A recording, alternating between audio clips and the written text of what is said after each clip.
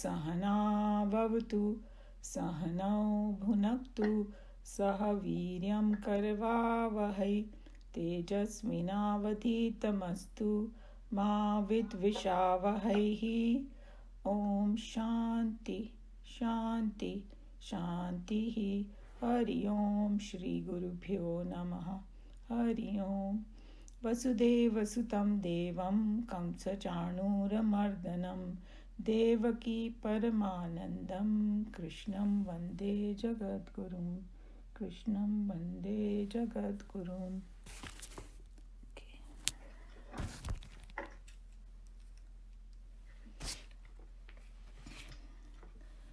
So we have to read verse 34.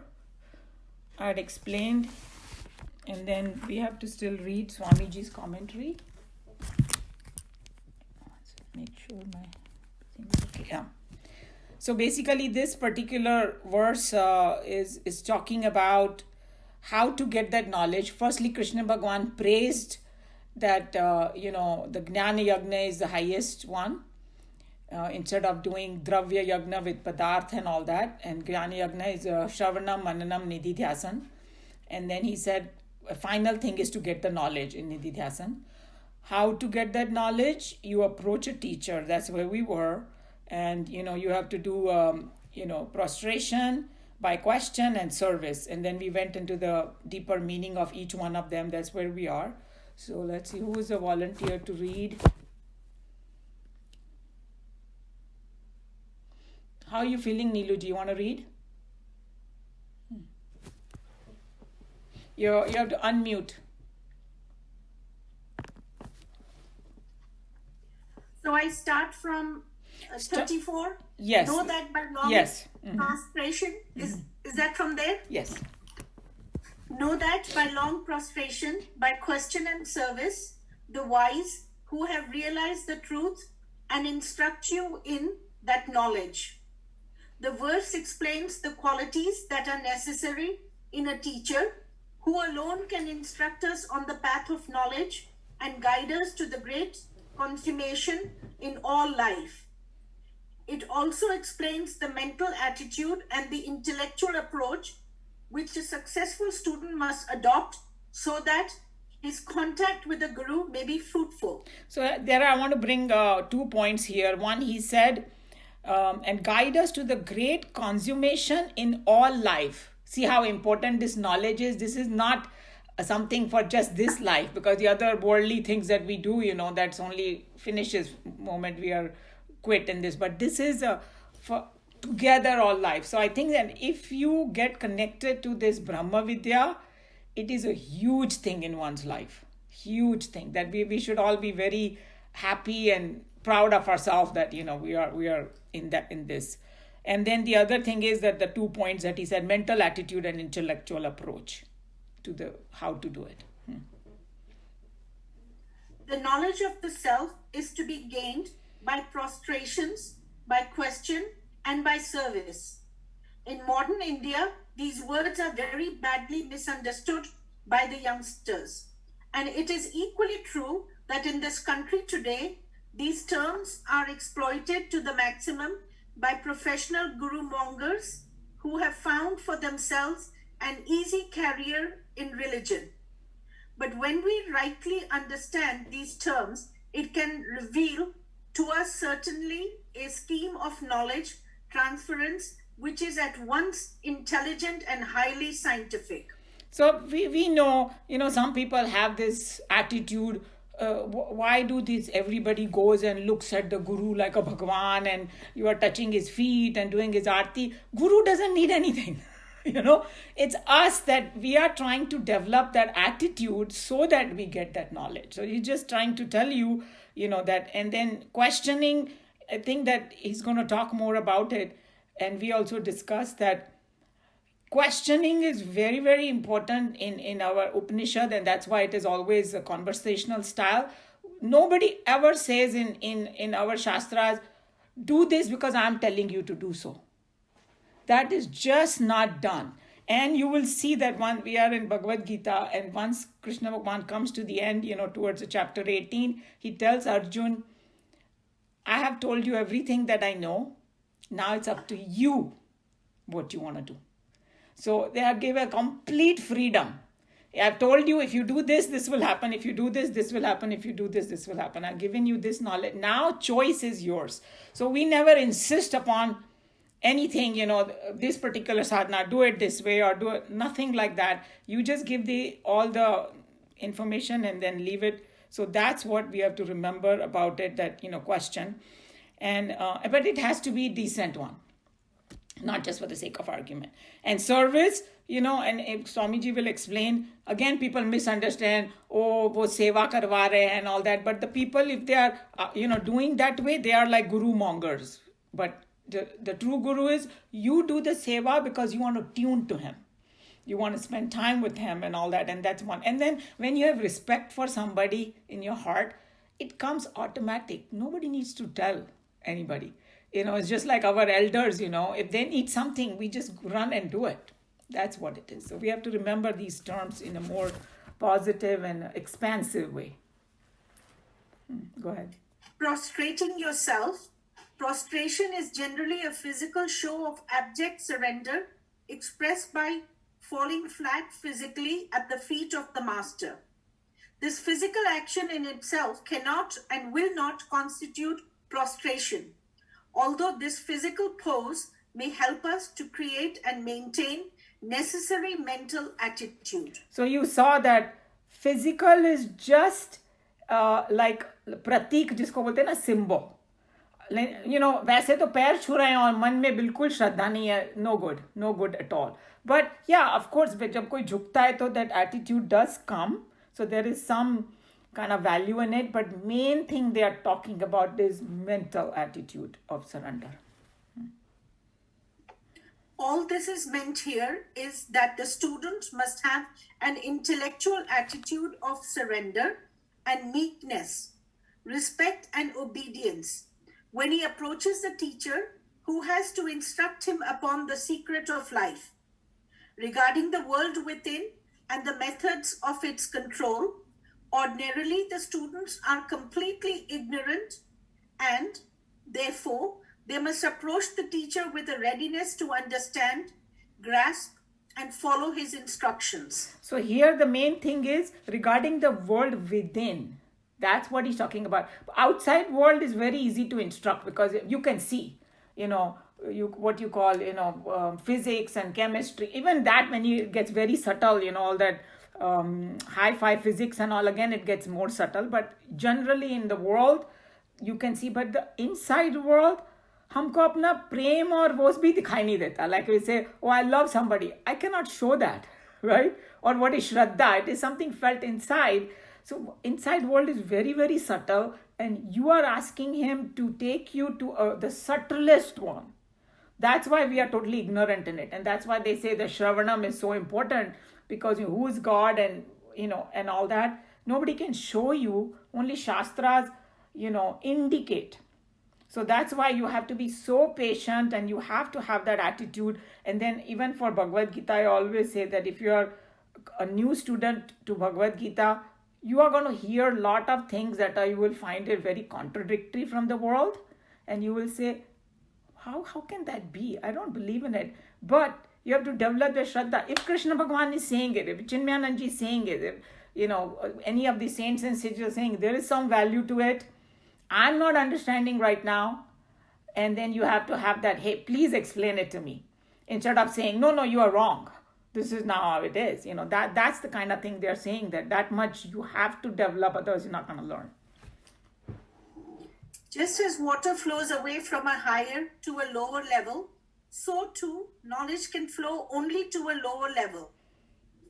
It is therefore necessary that the student must have a spirit of prostration in him, so that he may be able to get himself surcharged with the knowledge that flows from the teacher. Thus the prostration as used here essentially defies more the required mental and intellectual attitude of the student than his physical readiness to fall flat on the ground at the feet of his master. So he just elaborated it very, very nicely, and he gave the example of how the water flows from, higher to the lower. So the knowledge, and that's why the Gyan Ganga bhi bolte hain usko, knowledge ko, Gyan Ganga, because of the same thing that, and how you should do it. Now question. By questions, by raising doubts to the teacher, we are opening up the reservoir of knowledge locked up in the master's bosom. A perfect guru immediately detects from the questions and false line of thinking in the student, and while removing the very doubt, he imperceptibly orders and reorganizes the right way of thinking in the inner thought life of the student. When this intellectual wrestling has been practiced for a long time, the fragrance of perfection in the teacher, as it were, gets transferred to the student's life. So you see how it's saying that and sometimes you need that little wrestling, and I think that's why Swamiji, when he came down from the Himalayas and he decided to impart this knowledge to everyone, he's the one who came up with this idea of study group, what we are doing. Yes. Because of the same thing, that when there is a group of people who are interested in the same topic, you study together with the Shastras as a praman. This is very important. Not just start discussing anything, but it has to be based on something. And then you see that all of us feel that way, right? Because we meet and we kind of do this satsang, it is going deeper. If we were to read it on our own, it won't happen. And, I would just, my brother who used to attend, and then he kind of, because of other reasons, he couldn't. So he asked me every time I talk to him, how is your class going? So I always say, I'm benefiting so much more because I have to read and prepare, and it goes deeper into me than what it had been. So like everybody benefits from this kind of wrestling of, things. Therefore, it has been an immortal tradition among the Hindus to have open discussions between the teacher and the taught, called satsang. This privilege is not available in all religions of the world. In fact, Vedanta alone thus dares to proclaim a perfect freedom for the intellect. It never trades upon the blind faith of the speakers. Seekers. It is seekers, yeah. Seekers, I beg your pardon. Uh-huh. It never trades upon the blind faith of the seekers. In all other religions, faith is a great power and force, and therefore, many of the intellectual imperfections in their scriptures cannot be completely answered. The priest therein must necessarily check the full freedom of the speakers to question their sacred texts. So just telling you that how important it is, to have this. And then in our, when we say Shraddha is not blind faith. We have discussed it many times. There is some intellectual conviction behind it. That, by studying, Shraddha only develops after you do a little work on it. Like, okay, I'm convinced it is there. I just don't know it yet. That's called Shraddha. And it will come if I just continue on this. And my guru knows, kind of thing. Just like, and there is going to be more detail of Shraddha in chapter 17. They're going to talk about that everybody's life is based on Shraddha. And what kind of Shraddha you have, they're going to go in detail of Tamasic Shraddha, Rajasic, and Sattvic and all that. You are what your faith is. That's how it's going to explain. So. By service, the offering of flowers and sweetmeats is not what constitutes seva. These have been understood at the service of the teacher only as a byproduct of institutionalism and asrama organizations. True service of the teacher lies in the attempt of the student to attune himself to the principles of life advocated and advised to him by the master, to live the life indicated by the rishis, and the greatest seva that an imperfect mortal can offer to the man of perfection. So basically, it is that is a true seva, is because, it's like when you become a better human being, you will be doing that seva automatically to the world. Think about it.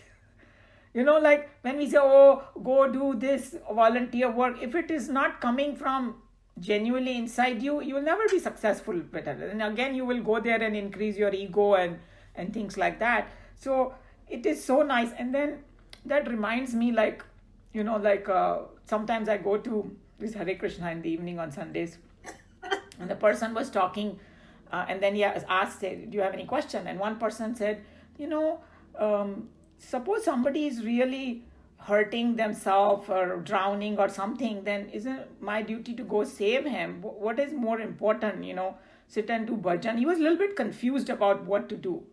And the person gave such a good answer. He said, the biggest seva you can do in this world is give this Atma Gyan to somebody. Or, make them higher in spiritual thing. He will be he can take care of himself then. This is just like a analogy they're talking about. Okay, it's great to go and give food or this or the whatever seva. But the highest is if you can lift them up spiritually. Because they become stronger people for themselves and they can help the world in a much, much bigger way. So I think that's what it comes down to when, real meaning of service over here. The above enumerated 3 adjustments are unavoidable if a student is to get himself perfectly attuned to his teacher. These instructions may seem rather fantastic in the world of college students and appointed professors. In the college of our times, objective sciences are taught, in which the subjective attunement between the teacher and the taught is not at all necessary. A professor is but a tape recorder that moves and repeats what he has learned, which the student can also learn if he is serious enough in any well-stocked library. On the other hand, the subjective theme of mental perfection gained by a teacher can be handed over to a student only when the student is perfectly attuned with the master. So you saw the difference, right? In the world, because we have some professors sitting over here. So this is a subjective science. So it is, and that's why probably right now, because of the pandemic, everything is doing online and you can still get the degree and everything, but they're just telling you that this kind of knowledge that they're talking about, it's a personal journey and all that, and you need a lot more than just a regular like teaching method outside. So they're just telling you that you have to go much deeper, and that's why those 3 attitudes are necessary. But in the world, even if you don't have 3 attitudes, you still get a degree. So, and I have heard, the new generation does not hesitate to say, my teacher is so bad. जब हम लोग grow up कर रहे थे, हमको थप्पड़ मिलेगा अगर हम लोग टीचर की बुराई करेंगे. आजकल I still remember very clearly my son went to college and I asked him, how is your teacher? And he said, Mom, he doesn't know anything. Yeah, exactly. You just entered college and your teacher doesn't know anything who's been teaching for 20 years. See, the whole thing as a system has changed because like किसी ने बोला कि there are a couple of professions, if you make it a business like, that profession becomes kind of corrupted. And, teaching is one of them because there are a lot of people who may not be doing it out of love of teaching, and then it becomes, and then, health professions also. There's so much seva involved in it, in the health profession. If somebody is doing it without the attitude of seva, it becomes very bad for the entire profession. So, those kind of things. Ek to ye, imparting this kind of knowledge, the teaching profession and the health profession, if they become business-like, big trouble in the society. And we are seeing the effects of it. Now it tells you why, Go ahead. When a teacher finds that a particular student has, by the above method, fully become synchronized with him, the teacher advises the student and instructs him to walk safely the path of knowledge. In this second line of the verse, there is the scriptural definition of a perfect master repeated verbatim. Verbatim meaning the way it is said in the Shastras. So I just want to bring over here in this paragraph, the important thing is that once the student become attuned to him, then only he starts instructing him in the path of knowledge. We have many Puranic stories where the students had approached the teacher, But teacher feels he's not ready yet because he doesn't have those three things in him yet. So he will say, okay, go do this or go do that. Usko yahan wahan bhej dega kuch karne ke liye, so that he becomes ready. Or give him one sentence, go experiment on it. Then he comes back, with more humility, more this thing, and then end mein jaake. And then whoever has read this book, those books are like studies only, Autobiography of Yogi. I remember in there that Yogananda ji was mentioned that at one point he became very eager. I want that experience. And he knew that his guru is capable of giving it to him. So he insisted, and the guru kind of knew he's not ready. But because, they had this very close relationship, he insisted so much, the guru kind of gave him a little glimpse of experience, and Yogananda ji said he could not handle it because he was not ready. It's like, and the analogy is, you have a bulb which is capable of holding a certain voltage, and you blast it with higher voltage, it won't be able to hold it. Then he realized, and then he kind of apologized, and later on when the guru felt he has become ready for it, then he got that experience, and then he was totally like, he got purified his mind completely. And then so we cannot rush into this. It has to be like, guru will let you know when you're ready for it. And sometimes I'll tell you personal experience that has happened, that sometime in a scientific conferences I went with my husband. Once or twice they invited these swamis and all, highly accomplished swamis, who are capable of giving you very high Brahma Gyan. But they were addressing this scientists, and not everybody had a shraddha, right, for them, because it's a conference. So then they picked a topic which was not like really very high in the spiritual thing arena. So some of them said, but I thought he's going to speak, something high. I said, audience bhi to dekho na. I mean, the person has to feel attuned to it. If he feels that it's a right crowd, he will. He's 100% capable of it. But right now, he didn't feel ready for it. So that's what happens. That you have to feel that attunement about it. Then it will happen. So now the next one is what you're going to read is how the teacher should be.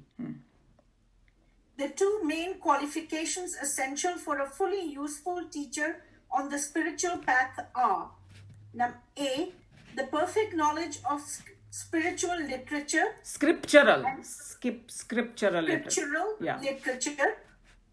And B, the complete subjective experience of the infinite reality. So we have discussed these two things, and here in this verse, it's called Jnanina and Tattvadarshina, and in another Upanishad, it's called Shrotriya and Brahmanishta. That means he has the knowledge of the scripture and he got the experience. They are like perfect to depart this knowledge. These two factors are indicated here. Each, without the other, is totally useless in guiding a seeker. Mere knowledge of the scriptures can make only a learned pandit and not a perfect master. A man of intimate experience of truth will, in himself, become completely silent because he will find it impossible to explain and express his own transcendental experience of other seekers. To the other seekers. That means, once he gains that experience, but now he doesn't know how to express himself. So that's why those two are important. Okay, there is a connecting paragraph. You have it in your book? Sure. Yeah. By this, the Lord means to say that knowledge alone, which is imparted by those who have realized the truth, that knowledge alone and no other knowledge can prove effective. Then the following statement holds good. So we are going into the next verse. So now, one second.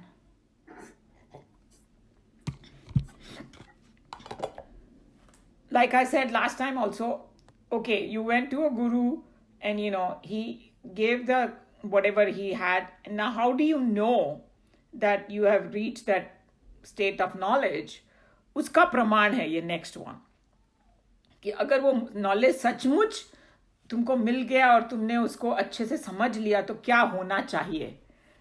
That's what is going to be in the next one. So let me chant and then we'll do the Sanskrit and I will explain and then we'll read. Let's see the time. Yeah, okay. It's verse 35, whoever has the Bhagavad Gita, of chapter 4. Yagnatvan punarmoham evam yasyasi pandava yena bhutanya sheshena drakshasyaatmanyatho mai. Yat is which. Gyatva, having known. Na is not. Punaha is again. Moham, delusion. Evam is thus. Yasyasi will get. Pandava, O Pandava. Yena, by this. Bhutani, beings. Asheshena, all. Drakshasi, you see. Aksha means eyes, so drakshasi is to see.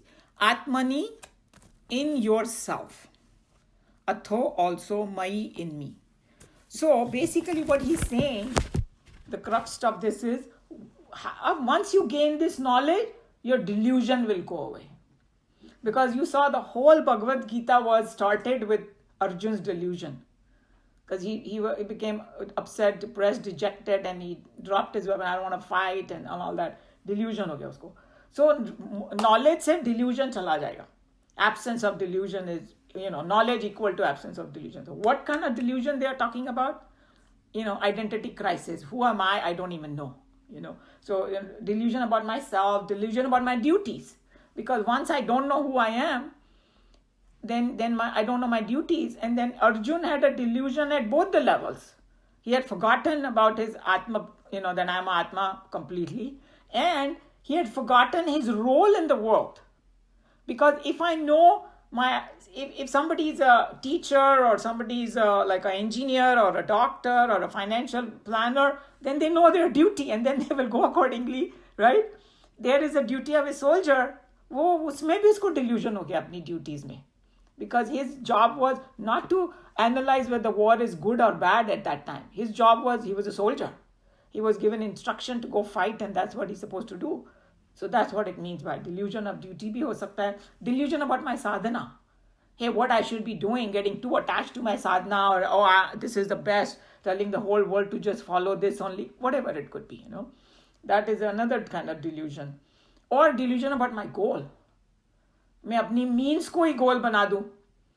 I forget that why I'm doing all this sadhana. That's another kind of delusion. Or delusion of, what is good and bad and all that.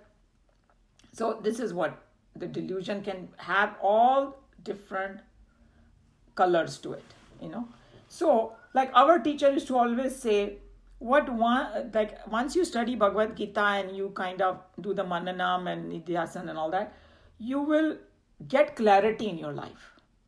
You will very quickly know what to do and what not to do. And you will be okay with whatever you do. That kind of clarity, I think, starts coming, when you study this, because of the delusion start going slowly.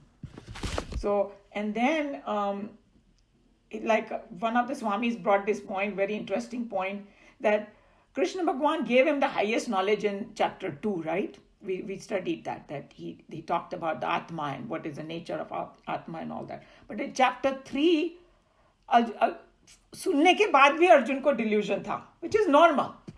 So, ऐसे नहीं कि एकदम से चला जाएगा. Okay? जब तक वो knowledge fully नहीं होगा तब तक पूरा delusion नहीं जा सकता. उसको क्या confusion हुआ था? Path का हो गया था. एक कर्म योगा करूँ या meditation करूँ, like what is better? उसमें delusion हो गया उसको. तो he asked the question, And then, again he asks in chapter 5, he will ask again. And so those are the kind of things. So, and then another point this Swamiji brought was that, how to check whether your knowledge is good or not. It has nothing to do with how many texts I have studied, or, how many stories I know, how many shlokas I have memorized, or, how many camps I have attended, or lectures, or how many yoga asanas I have done, or how many mantra I have done. None of that. Or how many gurus I have met. It has nothing to do with that. It's more to do with, is my delusion gone and are you convinced about your true nature? Whatever they are talking about. That, hey, you are that. Is that kind of thing gone into you very deeply? That's what is more, not the information. Because some people, what they can get confused about knowledge to information. I think our class already knows that. But if you go some outside, and there are some people who might think that way, that information is knowledge, वो क्या बोलते हैं, story of Mahabharat में किसको क्या हुआ, किसने क्या बोला, वो सब के पीछे पड़े रहते हैं. That is not he's talking about, but it is a knowledge about yourself. That's what he's talking about. So what does another thing it does besides the delusion is gone with this knowledge? Another sign is your vision changes of the world. How you look at the world completely changes it. And he said that it is something like this. He gave an example. I thought it was a very good example. He said that, okay, we are on this earth, and everything looks stationary, right? We think that we are like so calm, quiet, nothing is moving, still, हवा ववा नहीं चल रही, कैसे still लगता है ना एकदम. But what does the science tell us? That the earth is rotating and revolving. And if you see, the speed of the earth is pretty fast, almost 1,000 miles an hour. Imagine how fast it's going. So if we see from that vision, we realize that earth is more like a spaceship only, and we are just passengers on it, moving. And if they tell you that whole solar system moves, whole galaxies are moving, we are never in the same space at this ever. We're constantly moving through. That's the vision we get from it. हम लोग को वैसे नहीं मालूम पड़ता है, physical experience ही नहीं होता है, but by understanding that science, our vision changes. So such a great example he gave about that, because that everybody can relate to, So, and whatever the universe is expanding and all that, we learn from it. The same way, once this knowledge comes, your vision completely changes. How it changes, that tells you in that second line of this verse. It says that you will see all beings, or entire creation in yourself. Like, Baap re, is that possible? Yes, it said that that's what is going to happen, and you will know that, because right now when we see, what do we see? I am here, world is out there. I see that kind of difference. I feel as though I'm separate from the world. That's why we make the statement, the world is like that, and hey, why are you calling world like that? We are part of it. So that separation that we feel right now, uski wo walls गिर जाएगी सारी. So you will not see the difference. And some of those people who have that experience, near death experience वाले जो लोग हैं ना, वो बताते हैं कि when you quit the body limits you. Okay, so here what is happening is, by giving that knowledge while you are in the body, they are telling you to get that experience. That's all. But these people, after they quit, they got the glimpse of that oneness. And they talk about, I felt one with the whole universe. And even the live or alive things became same. I felt that there was a consciousness in the flowers and the ocean and everything, which is hard for us to imagine. But those people feel that oneness, and I think that few people have talked about that experience of oneness, including Yogananda in the book Autobiography of Yogi, and Sadhguru also tells always that experience when he got in the Chamundi Hill. After that, he got that enlightenment. He felt that oneness, 360-degree vision of oneness, So that's what he's talking about, that you see everything in, and here what Krishna Bhagavan is saying is, exact words of his are, you shall see all being in yourself and also in me. So that means it's here. Meenaji, are you saying something? That's what the last part was so confusing for me. So I just wanted to So because I know we have not done chapter 13, but I will talk about that anyway. In that, Krishna Bhagavan explains this Brahman and the world as Kshetra and Kshetragna. Kshetragna is like Brahman, and he said, I am the Kshetragna in all, and there's only one Kshetragna. Means Brahman is one, and it expresses in everybody. So when you say also in me, because Krishna Bhagavan is completely identified with that Brahman. That's why you have this story that of Krishna Bhagavan, that when he was a little baby, उन्होंने मिट्टी खा ली थी, right? और जब फिर यशोदा माँ ने बोला मुंह खोल, तो उन्होंने मुंह खोला तो उनको पूरा ब्रह्मांड दिखाई दिया उसमें, and she fainted, and then he made her forget and all that, because he wanted her to treat him as a baby and not as a Lord. And then when you talk about chapter 11, where he showed the Vishwarup Darshan, he showed the entire cosmos in his own body, he showed. So that's what it's talking about, that also in me means it's one only. That my own self, my Atma, and that Brahman is one. That's why I'm seeing everything in myself. And also, if I look at Krishna Bhagwan, he is that Brahman, and that's why everything is in him. That's what it means. Does that make it? So as we go forward in Bhagavad Gita, it will get more and more clarified, but it's the same thing. And then, what one of the Swamis, it's hard for us to understand this right now. So he kind of explained it a little bit more, and I think maybe we can connect to that better. So he's saying that when you say that I see the whole world in me, it's not like ego talking or anything. It's a subtler than ego. It is like more like a witness. You become the witness and you are seeing entire physical world within you. That's how. So does that mean that at this point he still hasn't, I thought it would mean you shall see all beings in yourself. That means you become the self to see the self. Yeah, you can say that too. There are many I different. thought that's what it was, and that's why the second word. Then I said also in me. So I said there is no separateness then left if you see, and that's what I was trying to a little bit, understand the last part of it. Yeah, that approach is very good also, what you are saying, because everything becomes one. And I think there is a very famous dialogue between Hanumanji and Ramchandraji. Somebody asked him the three aspects. Yes, and maybe you want to tell the people about this story.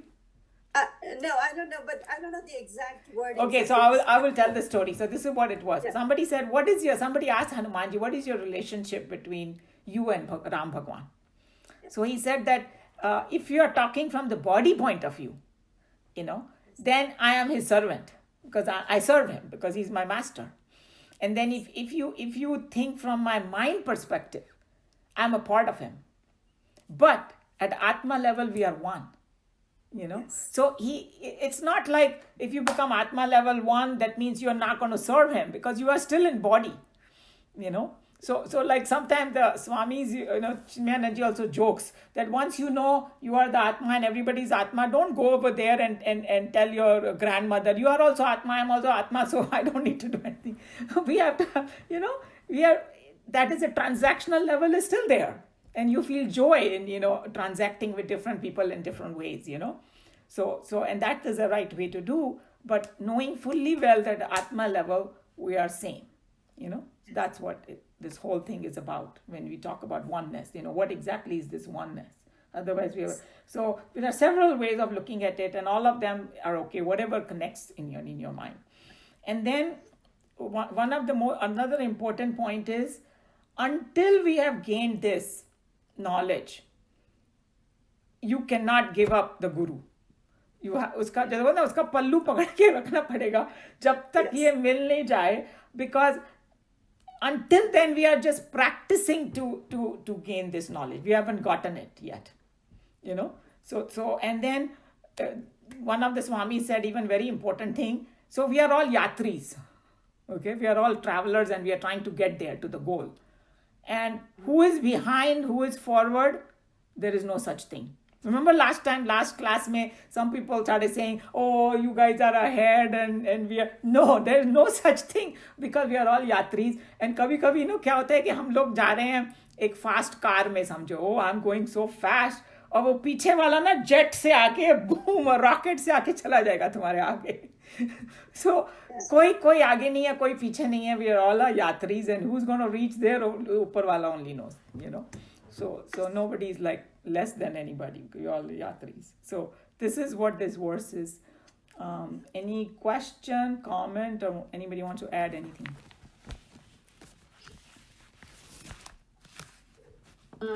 Just a comment on the personal level about this thing that you see all beings in yourself and also in me. So the change that I have noticed in myself, and I'm talking about only me, is that after reading the Gita and your explanations all the way, I have started thinking very differently about many people in my life who earlier I used to think or not like very much, because I would think कि इसने ऐसा किया, इसने वैसा किया मेरे साथ, and then now I start thinking कि कोई difference तो है नहीं उसमें और मुझ में और ऊपर वाले में. We are all part of the same Atma. So that little change I think I have gotten, and I'm still working on that more. So just on a personal level, I wanted to say that going through this journey has made a little bit of difference, that way. Very, very good. And I think that I felt exactly like you had, I also feel the same way, that I'm a little more tolerant, and I'm a little more, after doing all this and all that, it 100% makes a difference. And that is the right direction to go. Judging, he said, she said, those kind of thing, you start dropping and you are accepting and all that. And exactly like that. And our teacher used to say, that you always judge other people, right? कि उसने ऐसा किया, उसने किया. तुम उसकी जगह होते तो उससे भी बुरा करते. Because their person is coming from another some angle, and not, and then he's saying Brahma Gyan kisne suna hai, tumne ya usne? That's another thing, right? If you are listening to this Brahma Gyan, you should be more tolerant. So he said, she said का तो सवाल ही नहीं उठता फिर. So true that and this is the benefit of walking on this path for sure, 100%. So thank you for sharing that. It was nice. Anyone else?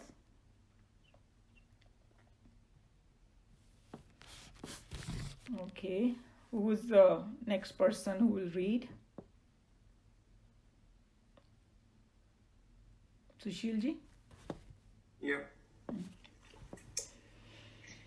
Knowing that you shall not, O Pandava, again get deluded like this, and by that you shall see all beings in yourself and also in me. So one point that I didn't mention, which is very important, and Swamiji is going to say that this kind of Brahma Gyan, this is like वो जन्मों जन्मों से छुड़ाता है, right? So एक बार वो मिल जाए, you will not fall again. So, and Swamiji is going to explain, it is hard for us to accept that, because दुनिया में हम लोग कुछ knowledge gain करते हैं, after a while we forget क्या है. I have heard, I did actually accounting as my, if you ask me to do it, I don't know anything about it, because I didn't keep that as my career. I forgot everything that I did in accounting. So we say, oh no, but this Gyan is totally different. Once you get that, you cannot go back in delusion. That's very, very powerful statement that Krishna Bhagavan has made over here. And the only worldly analogy I can give you is, once you become a literate person, you cannot go back to illiteracy. Then whatever you see, you will fatafat start reading it, And the only time I felt like an illiterate person was two countries.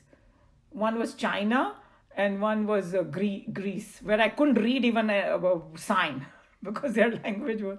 But anywhere else, I can still read, So maybe that analogy is not a perfect one, but still, once you become literate, you will know that language. You cannot become illiterate. So that point here. After all these painful troubles, it may chance that we may get knowledge, but after one's death, one may again fall back to ignorance and come to repeat the same process. Even in our lifetime, there have been many things learned and experienced which we do not now remember. Similarly, this knowledge also may be lost to us, in which case it will be indeed a great loss. This doubt is fully cleared here by an assertive, confident declaration that after regaining this knowledge, you shall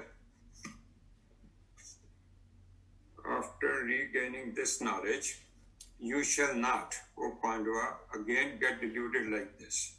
This declaration, rather fanatical in style, has to be, for the time being, accepted by all seekers. All teachers unanimously declare that this idea, and since they have no particular reason to deceive their contemporaries, It is but intelligent that we should accept the truth of this declaration in good faith until we come to confirm it in our own personal experience. So this is where the Shraddha comes.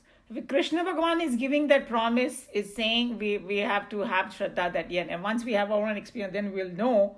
And then also another aspect of this whole thing is, it will come in chapter 6, where, Arjun will ask a question. Hey, if I'm going on this path and I'm not fully there yet, I have not got that knowledge, but I've done a lot of tapas and this and that, and I quit my body, do I have to start all over again? And Krishna will say, no.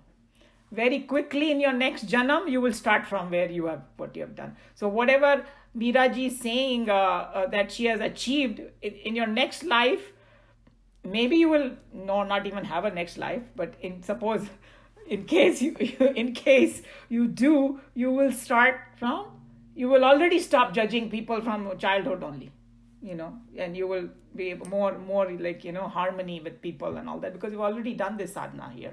So that's what another aspect of this thing is. Nothing goes waste. No doubt, an immature child can never understand the